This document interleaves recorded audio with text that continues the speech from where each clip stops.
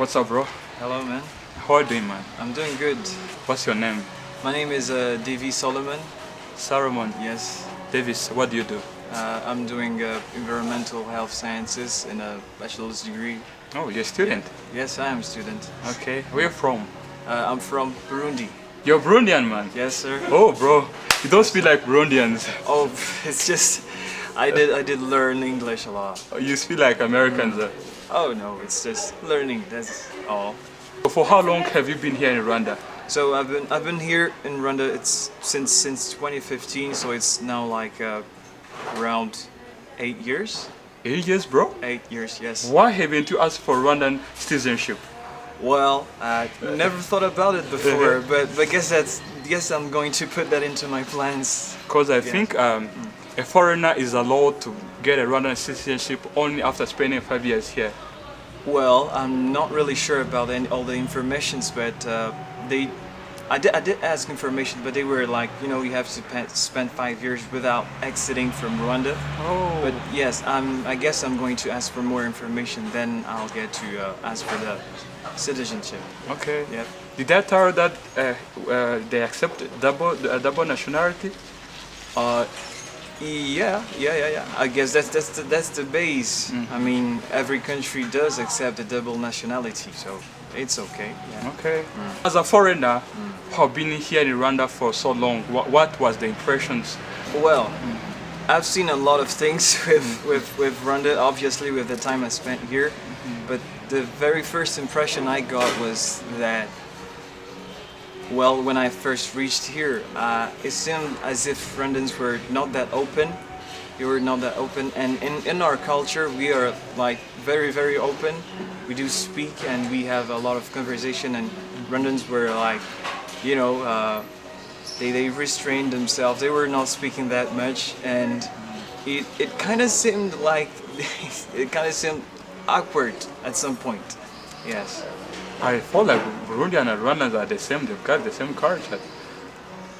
It's mostly yes, but they are different. They are really, really different. Like if you see a Rwandan somewhere and then you meet a Burundian, you'll see that there's a very huge difference between them. Yeah. Like what differences?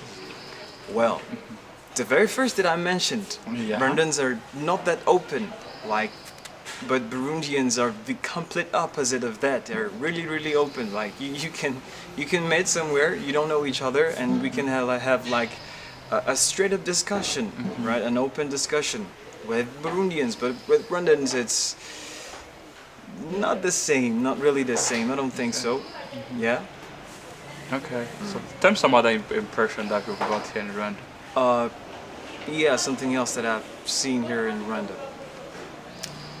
I would say that Rwandan people are they like to how do I put this? They like to be seen. I don't know if I would say it that way. They like to show off. Yes, voila. They like to show off, and then they put effort into how they really look on the outside. So that has I've seen that a lot. Like you see someone, and when you look at that person is really smart. They're good, but then when you have a conversation, you're like, that was not what I was expecting. They just like to show off. Yeah, it's just mainly showing off. What looks good on the outside, and what is going to how do I put it? What is going to give an image or an impression of themselves to other people outside. Okay. Yes. Well, positive impressions. Yes. Well, this one came. I would say after I spent a couple years here. Yes. Because when you're arriving in a country, you don't see the good stuff first unless you really traveled. Yeah. And well, one of the main things I saw that is really good here in Rwanda is that people here are open to development, progression, innovation, and I really like that because you see stuff changing. Stuff changed too much here in Rwanda. Yeah, like Rwanda is broken rapidly. Yes, everything is constantly changing. Yes. And I like it because, you know, innovation is good. Innovation is not bad in any way. Innovation is good. So that's one thing I really liked about Rwanda. And people here are, how to say, they take customer service, I would say, seriously. Yes, on my view, from my view, like they take customer service seriously, and they take businesses seriously. Like when they engage into something, they actually do it. If they like it, yes, they actually really do it. And from a more general view, I would like that. One other thing I did really like about Rwanda is the security here. Yes, it's Rwanda is very safe. Actually, yes, it's very safe. Yeah. It's I guess it's one of the safest country in Africa. Not only in Africa, But in the whole world. yeah, in the whole world. Yeah. Like I was, you know, I do walk at night. But I did walk back at night back in my country, but I found myself walking in the road in the middle of the night, midnight, past that, by myself, and feeling safe, feeling actually safe. I'm like, yo, this is not something that we used to see in African countries, but yeah, I like it. Security here. And one other thing I did like, Rwanda is really clean. It's very clean, Like guys. it's very clean. It's very clean. You know, you don't see dirt everywhere. You don't see trash. You know, it's more like there's. I don't even know if they do hire people to clean the roads. I don't know how they do that, but everything is clean. The highways to the countryside, everything is clean. I was like, yo, they take this to another level of seriousness. I don't know, but that's something I really liked because it gives a sense of. I don't really know how to say this, but it makes you feel more comfortable with the place where you're in when it's really safe and clean, and it has a good vibe. It has a really good vibe. Actually, how Rwanda is clean. Are you aware of Umuganda? Oh yeah, I am aware of Umuganda, and it's funny because where we live at Kigali, we got a new place. Then when we went there, people came to tell us like, you have to be doing Umuganda, and we were like, why do we have to do that? They were like, this is a you know a community work, and every citizen should do that. And I was like, yo, but nobody told me that, and I just moved here. They were like, no, you have to do it. I was like, I don't know why. Tell me why. Because we have to do it. And then, you know, I did not really do Umuganda for the first days. I was like, no, I'm not gonna go there. One time I was like, man, let me just go see what's happening. See what's happening over there. And when I saw how the citizens were kind of involved in the community work and cleaning every place around their neighborhoods and all that, I was like, yo, so the cleanliness I saw every day, this is where it's coming from? Yeah, that's where it's come from. Yes, I was surprised, like the contribution of all the community to actually bring you know, clean the area, clean their neighborhood, and that's something that I also like in Umuganda. But they also told me, like, you know, if you don't do Umuganda, they found you in your house, you'll be punished. Yeah, you have to pay fines, 10K. If you don't do Umuganda, they will fine you 10,000. And another thing about the cleanliness of Rwanda is that, like, it's actually in our culture, because it's hard to see a Rwandan littering on the road. Did you see that in Kigali? There are trash bins everywhere. Yeah. So something that really scared me. One time, I don't know if it's habit, but I had a plastic stuff in my hand, a plastic bottle in my hand, and I just dropped it just like that. And a lady came to me and she took it and she was like, "You don't do that here." I was like, "Oh, okay, sorry. I did not really know. Like, okay, that's actually not good, but you know, the habit, you just throw it off." And she told me, "You know, there's the dustbin. Go and put it there." yeah. And she told me, you know, when you just throw things off on the road like that, you have to pay fines. I was like, yo, I'm never doing this again. Yeah. And some guy told me that you're really lucky. There were some policemen over there. They could have fined Yes, you. and I was like, oh God, I'm never doing this again. But actually, that's something good. And he told me like, this is good because you just drop the plastic bottle. Next time, try to spit on the road. You see what happens to you. Spitting on the Lord. You will never say Rwanda spitting on the Lord. I was You like, hold it until you get into the last room and Yes. then spit there, because cleanliness is the culture of Rwandans. And I think every African country should learn from Rwanda, because it wasn't like this in last 30 years or last 25 years. yes. It and was that initiative which was started by the government, and all citizens became committed, and the country is clean like this. Yes, that's actually something that I also think about, because we are in the time of commemoration of the 1994 genocide against Tutsi, Yeah. and when you think that it has only been 30 years since it's happened, and when you look at the Rwanda today, you can't even tell yourself that something that disastrous happened here, and I still can't figure out how they managed It's to. actually the result of good leadership. Yes, 'Cause, yes. you know, our visionary leader, the president, His Excellency Paul Kagame. When you have a good leader, a responsible president like our President Paul Kagame, Yes. a country can develop that quick, like what happened here in Rwanda. Yes, yes, it's all about the leader, but yeah, because there's not a lot of countries that develop at such a rapid pace. It really, yeah. It also made me think about the leadership here. That's when I saw that it was very effective and very visionary. Yeah, and I really liked it. That was like, if every single country in Africa had a president like His Honorable His Excellency Paul Kagame, things would be different. Things will really be different. Yeah.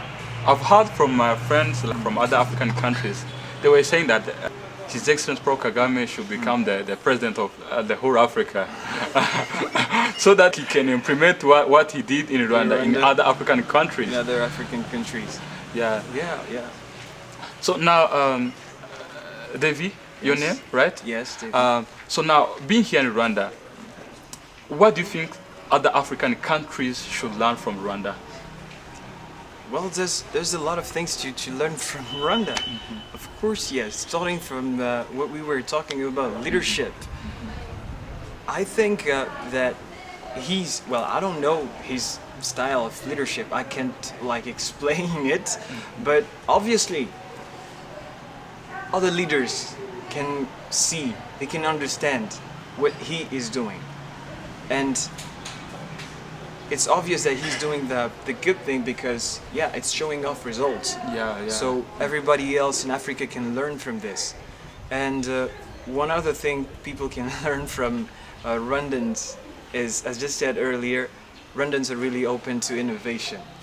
Yes. That should be a mindset. Always be innovating, bringing new stuff, bringing new ideas. Yes. Because I'm not really okay with the thought that products in Africa come from Europe, China, yeah. and all that. I think that us Africans should be making our own stuff, and Rwanda, they do that. Yes. There's a lot of stuff. Nowadays you see many made in Rwanda stuff. Yeah, here. there is an initiative of promoting made in Rwanda product. Yes. That's why they have banned second-hand clothes. Exactly. They're no longer importing second-hand clothes, so that they can promote made in Rwanda clothes. So now people are manufacturing made in Rwanda clothes are getting clients, because people who are buying second-hand clothes which were imported from the US are no longer buying those kind of clothes. They are buying brand new clothes which were manufactured here in Manufactured Rwanda. in Rwanda. Yes, innovation is one other thing. Cleanliness, that's like the top thing that everybody else should be implementing in the region, because talk about the good image of a country. Yeah. That's the very first thing that you can talk about, and everybody will be like, that's great. Cleanliness, and of course, the Rwandans are they're really businessmen. Like, they are serious about business. Yes. They are serious about business, and that mixed with the innovative mindset, Yes. I think is one of the factors that propelled Rwanda to this development pace, this very fast development pace. Yes. Yeah. Okay, that's too nice. And you've been here in Rwanda. You've been watching around. You have seen many things just going on here in Rwanda. Yeah. And I think as an open-minded person, you have seen some opportunities here in Rwanda. So what opportunities which are out there here in Rwanda which were not fully explored, like for young people there who want to start something, maybe some other Africans who wish to come here in Rwanda and start something, what opportunities would you recommend people to invest in? Well, from all my knowledge, one of the opportunities that I would encourage foreigners to invest in here in Rwanda, very first I would mention real estate.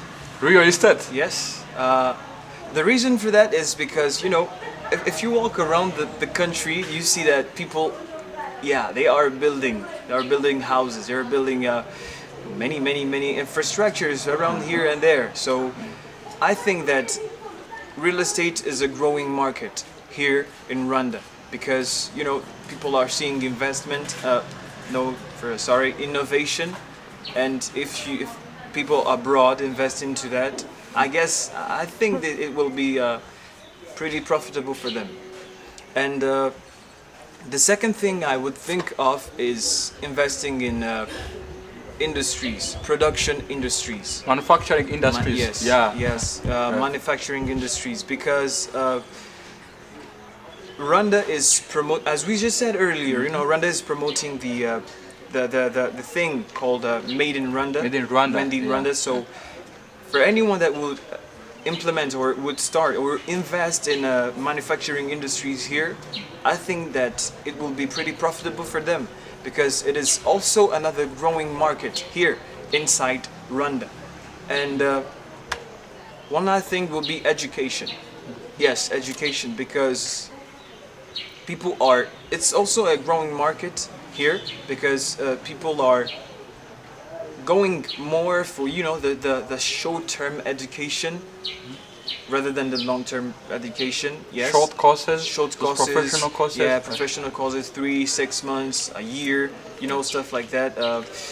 Yes, I think that is also another growing market here in Rwanda that foreigners could invest into.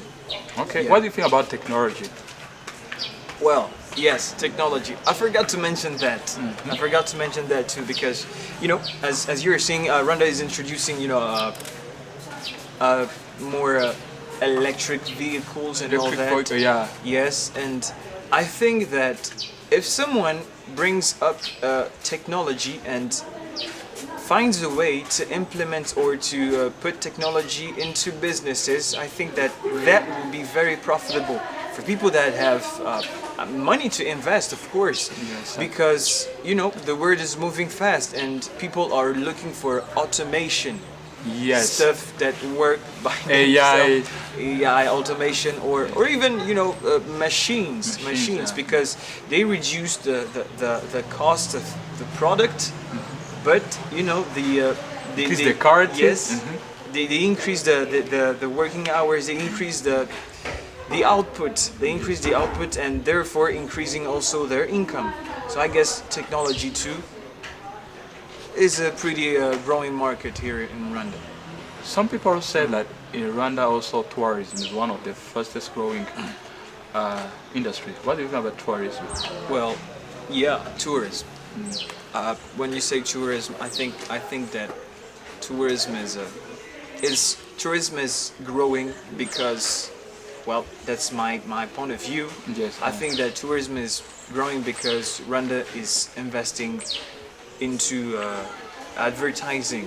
Yes, Rwanda is good at marketing itself. Yes, marketing and advertising. You know, the tourism industry here in Rwanda. I think that's the reason why it is growing so fast.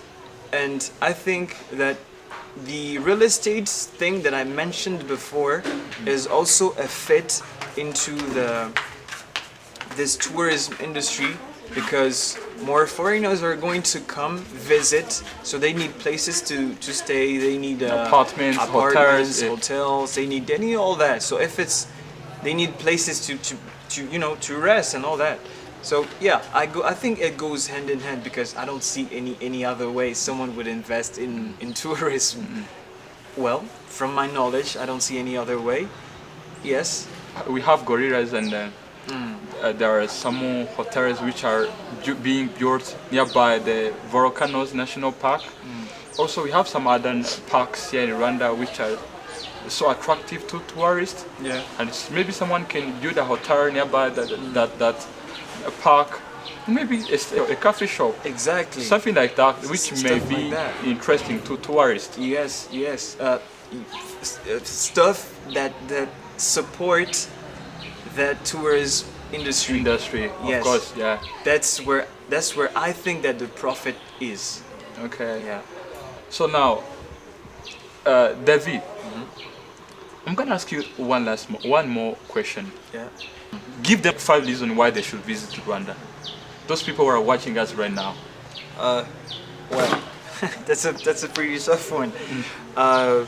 Well, I'm going to go first from what we were talking about. Yes. First, you should visit Rwanda because, you know, there's a lot of stuff to see around here, as a, you know, tourism and parks, all that, wildlife. It's really cool stuff to see. Even I didn't imagine that there were stuff like that in Rwanda. And second, you should come to see because, you know, there's a lot of opportunities you could even that you could use to your advantage. That's one second reason why you should come to Rwanda.